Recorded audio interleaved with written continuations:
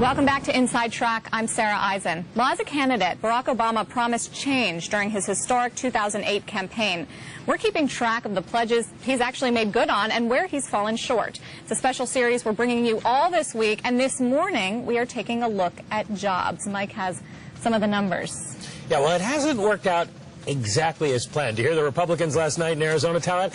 Hadn't worked out at all. We're going a little bit ahead of ourselves from the campaign into the first months of his presidency when Barack Obama promised the stimulus would create or save 3.5 to 4 million jobs.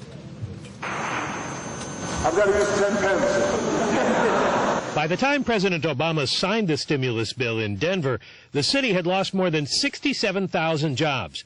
The state of Colorado, more than 75,000. This would be a turning point, Obama argued. Today does mark the beginning of the end. It wasn't.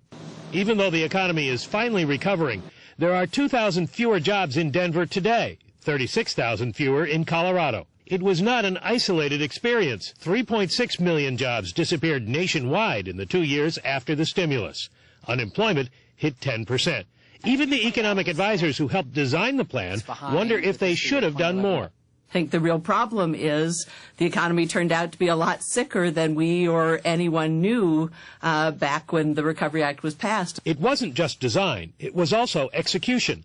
The state's auditor found Colorado's government agencies spent only about half the stimulus money they received. So did it fail? We will make progress, and there may be some slippage along the way.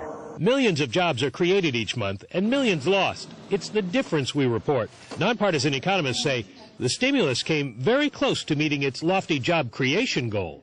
But it was overwhelmed by much greater job losses than almost anyone anticipated. And the president's problem is that's almost impossible to explain. You're comparing the world as we know it, as we observe it, in a world in which there was no stimulus. And of course, we can't go back and wind back the clock and rerun the economy without the stimulus to determine that.